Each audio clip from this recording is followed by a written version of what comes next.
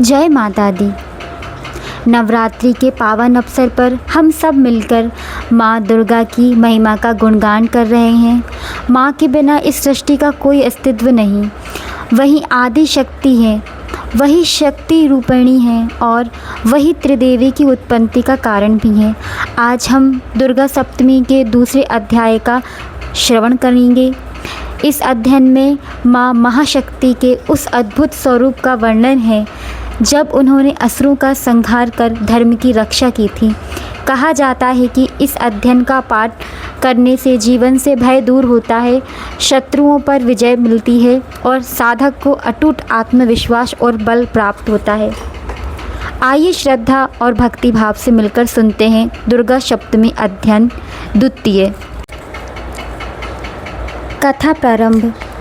मेघा ऋषि बोले कि अति प्राचीन काल की बात है कि एक बार देवताओं व असुरों में भीषण युद्ध हुआ जो 100 वर्ष तक चला। उस युद्ध में असुर सेना का नायक महिषासुर था तो देव सेना के नायक इंद्र थे। युद्ध में देव सेना असुर सेना से परास्त हो गई।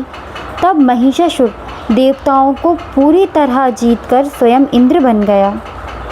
इंद्र के सिंहासन पर बैठा।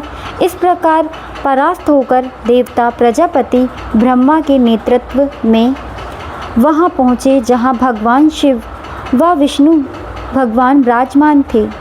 देवताओं ने अपनी पराजय व महिषासुर के पराक्रम का वृत्तांत शिव और विष्णु जी को यथावत बताते हुए कहा कि हे भगवान, महिषासुर सूर्य, इंद्र, अग्नि, वायु, चंद्रमा, यम, वरुण व अन्य देवताओं के अधिकार छीनकर स्वयं सबका अधिष्ठता यानी स्वामी बनकर बैठा है और दुष्ट आत्मा ने सभी देवताओं को स्वर्ग से खदेड़कर बाहर कर दिया। इस तरह उस दुष्ट द्वारा खदेड़े गए सभी देवता मनुष्य की तरह भूमंडल पर विचरने लगे। हे देव, दैत्यों की करनी हमने आप लोगों को बता दी थी। अब हम आपकी शरण में हैं। आप ही इस असुर का वध कीजिए और कोई उपाय सोचें। देवताओं की ऐसी वाणी सुनकर भगवान विष्णु व शिव को असुरों पर बड़ा क्रोध आया। उनकी भौहें तन गईं और मुंह वक्र टेढ़ा हो गया। उसी समय अति क्रोधित विष्णु के मुख से एक तेज प्रकट हुआ। इसी तरह ब्रह्मा, शिव, इंद्र, अन्य देवताओं के शरीर से भी तेज उत्पन्न हुआ। वह सारा तेज जब मिल गया तो वह जलते हुए पर्वत सा प्रतीत हुआ। देवताओं ने उस समय देखा कि उस तेजोमय पर्वत की ज्वालाएं चहुं ओर फैली हुई थीं। देवताओं के शरीरों से उत्पन्न वह तेज अतुलनीय था। एकत्र हुआ वह तेज देखते ही देखते देव के रूप में परिवर्तित हो गया। वह तीनों लोकों में व्याप्त हुआ सा प्रतीत होने लगा। उस तेज पुंज में जो शिव का तेज था उससे देवी का मुख बना। यम के तेज से सिर के बाल, विष्णु जी के तेज से भुजाएं बनी, चंद्रमा के तेज से देवी के स्तन बने, इंद्र के तेज से कटी भाग कमर बना, वरुण देव के तेज से जंघा व पिंडलियाँ, पृथ्वी के तेज से निस्तंभ बने, ब्रह्मा के तेज से चरण, सूर्य के तेज से पैरों की उंगलियाँ, वासुओं के तेज से हाथों की उंगलियाँ बनी तथा कुबेर के तेज से नासिका बनी, प्रजापति के तेज से देवी के दांत बने, अग्नि के तेज से 3 नेत्र बने, संध्या के तेज से भौहें बनी, वायु के तेज से कान बने। इसी तरह अन्य देवताओं के तेज से मिलने से देवी की उत्पत्ति हुई। इस तरह देवताओं के तेज पुंज से उत्पन्न देवी को देखकर महिषासुर द्वारा पीड़ित देवता अति प्रसन्न हुए। उसी समय पीनक धनुष, यह उस धनुष का नाम है जिसे शिव धारण किया करते थे और जनकपुरी में राजा के यहाँ रखा था। इस पीनक धनुष को तोड़कर श्री राम ने जानकी से विवाह रचाया। और धारण करने वाले शिव ने अपने त्रिशूल से एक त्रिशूल निकालकर देवी को दिया। भगवान विष्णु ने अपनी सुदर्शन चक्र निकाल कर दिया। वरुण ने शंख भेंट किया। अग्नि ने शक्ति, वायु ने धनुष व बाणों से भरे 2 तस्कर दिए। 1000 नेत्र वाले देवराज इंद्र ने देवी को अपने वज्र से एक वज्र निकाल कर दिया तथा ऐरावत हाथी से उतरकर 1 घंटा भी दिया। इसी तरह यम के काल दंड से उत्पन्न एक दंड दिया।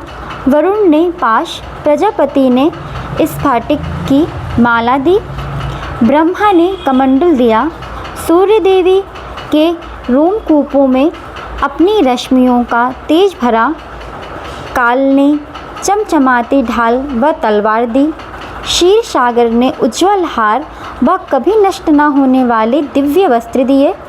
इनको अतिरिक्त क्षीर सागर ने दिव्य चूड़ामणि, 2 कुंडल, कड़े, उज्ज्वल निर्मल अर्धचंद्र, बाजुओं के लिए बाजूबंद, पैरों के लिए नुपुर पायजेब, गले के लिए मनोरम हंसुली, उंगलियों में पहनने के लिए रत्न निर्मित अंगूठियां दी।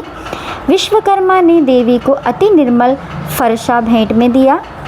उसके अतिरिक्त अनेक तरह के अस्त्र व अभेद्य कवच दिए।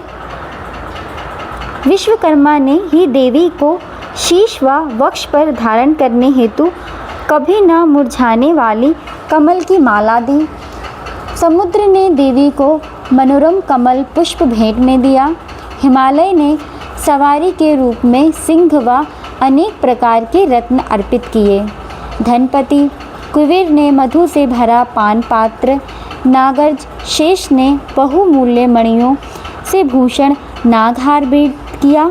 इसी तरह अन्य देवताओं ने भी आभूषण व अस्त्र शस्त्र देकर देवी को सम्मानित किया। इसके बाद देवी अट्टहास करती हुई गर्जने लगी।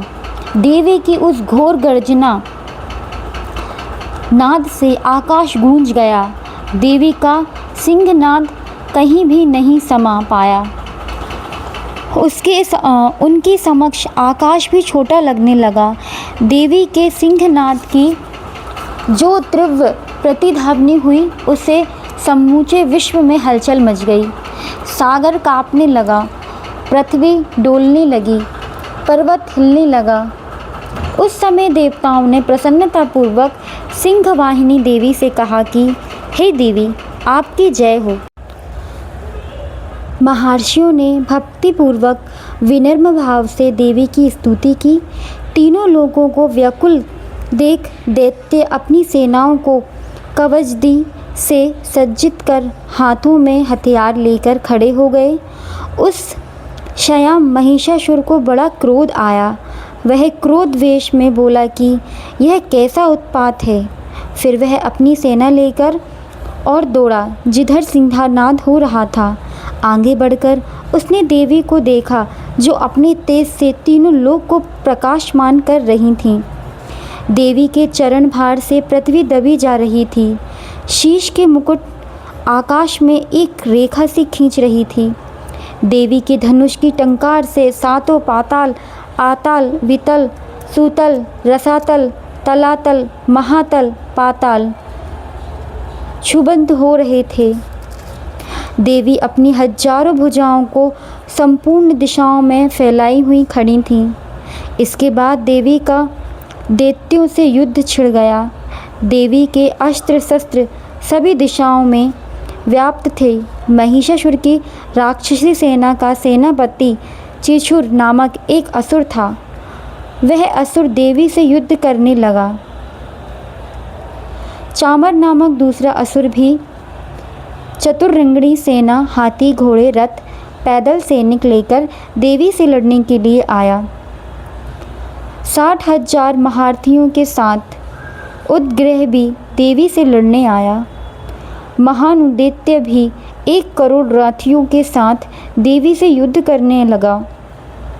तलवार जैसे पैने रेमों वाला आशीलोमक नामक दैत्य 5 करोड़ रथ सैनिकों सहित देवी से युद्ध करने आया। बाष्कल नामक असुर के साथ 60 लाख रथी सैनिक थे। वे सभी देवी से युद्ध करने लगे। हाथी, घोड़सवार सैनिक, अनेक दल, 1 करोड़ रथियों की सेना के साथ परिवर्तित नामक राक्षस देवी से युद्ध करने लगा।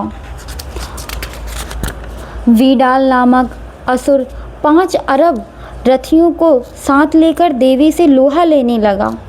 इन सब के अलावा अन्य भी हजारों महाअसुर रथ, हाथी व घोड़े वाली सेना के साथ आकर देवी से युद्ध करने लगे। महिषासुर स्वयं भी उस युद्ध भूमि से करोड़ों करोड़ों हजार रथ, हाथी व अश्व सैनिकों सहित आकर देवी से युद्ध करने लगा। वे असुर देवी पर तोमर, विधिपाल, शक्ति, मूषल, खड़ग, पारशु व शशिष्ट आदि शस्त्र अस्त्र से प्रहार करते हुए युद्ध करने लगे। कुछ असुर देवी पर शक्ति से प्रहार करने लगे तो कुछ असुर पांच से प्रवाह करने लगे। कुछ अन्य असुर देवी पर खड़ग से प्रहार कर देवी का वध करने की चेष्टा करने लगे। देवी ने क्रोध वेश में आकर कीड़ा करते हुए अस्त्र शस्त्र की पुष्टि कर असुरों के अस्त्र शस्त्र को काट डाला। उनके मुखमंडल पर श्रम का तनिक भी चिन्ह नहीं था। देवता व ऋषि मुनि उनके प्रभाव को देखकर उनकी स्तुति करने लगे। स्तुति से प्रसन्न हो देवी असुरों के शरीर पर अस्त्र शस्त्र बरसाती रहीं। देवी का वाहन सिंह था।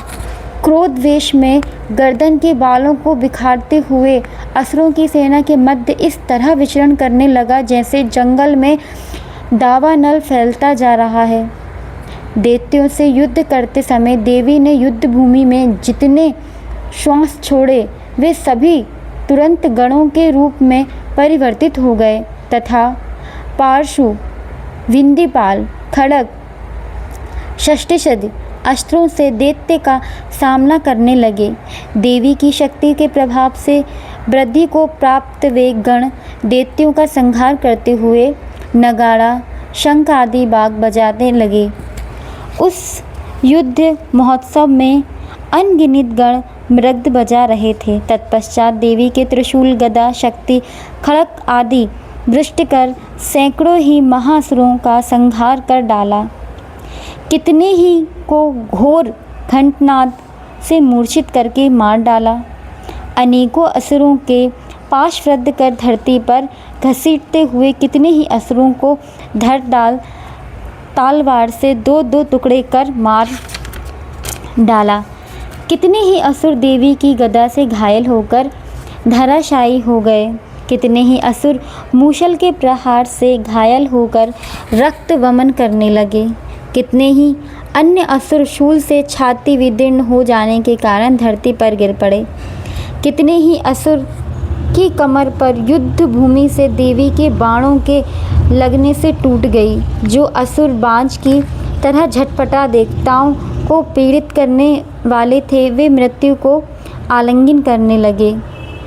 कितने ही दैत्यों की भुजाएं तथा कितने ही असुरों की गर्दनें कट कट कर गिरने लगी। इसी तरह कितने ही दैत्य के शीश कट कट कर धरती पर गिरने लगे। कुछ असुरों की शरीर मध्य भाग से कट कर अलग हो गए तो कितने ही असुरों की जंघा कट कट कर धरती पर गिर पड़ी। देवी के कितने ही असुरों को एक भुजा, एक पैर, एक नेत्र वाला बनाकर उनके 2 टुकड़े कर दिए। कितने ही असुर ऐसे भी थे जो बिना धड़ के ही श्रेष्ठ हथियार हाथ में लेकर देवी से युद्ध करने लगे। कोई अन्य कवच धड़ रहित शरीर युद्ध में बाजों की तरह तर्ज लाए पर नृत्य करने लगे। कितने ही कबंध हाथों में खड़ग, शक्ति, सृष्टि लेकर दौड़ने लगे व कई अन्य असुर ठहरो ठहरो कहते हुए देवी को ललकारने लगे। जहाँ महासंग्राम हुआ था वहाँ देवी द्वारा गिराए रथों, हथियारों, अश्वों की लाशों से धरती इस तरह पटी पड़ी थी कि चलना फिरना भी संभव नहीं था। भीषण रक्तपात के कारण असुरों के मध्य हथियार, अश्वों असुरों के शरीर से निकले रक्त के कारण खून की नदियां बहने लगीं। इस प्रकार देवी ने विशाल असुर सेना का क्षण मात्र में ही संहार कर दिया। वह स्थिति ऐसी ही थी जैसे तिनके व लकड़ी के ढेर को अग्नि क्षण भर में भस्म कर डालती है। देवी का सिंह युद्ध भूमि में बालों को बिखेरता रहा, घोर गर्जना करता हुआ के शवों के मध्य घूमता। ऐसा लग रहा था मानो वह असुर के प्राणों को ढूंढ रहा हो। देवी के गणों के समर भूमि में महाअसुरों से युद्ध किया तो देवताओं ने प्रसन्नतापूर्वक पुष्टिवृष्टि की।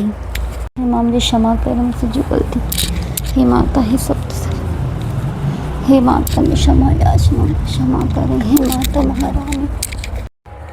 देवी की विजय हुई। महिषासुर वध होते ही तीनों लोकों में हर्ष फैल गया। देवताओं ने पुष्टिवृष्टि की, इंद्र ने पुनः स्वर्गलोक प्राप्त किया, धरती पर धर्म की स्थापना हुई और सभी देवताओं ने माँ दुर्गा की स्तुति की। जो भक्त नवरात्रि के दूसरे दिन श्रद्धा भाव से इस मध्य चरित्र का पाठ करता है, उसके जीवन में से शत्रु, भय और दुख दूर हो जाते हैं।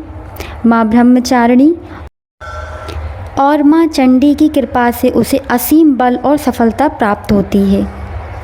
आइए हम सब भक्त मिलकर बोलें, जय माँ दुर्गा की। इसी तरह कल मैं फिर से आपके लिए तीसरा अध्याय प्रस्तुत करूँगी। तब तक के लिए राधे राधे।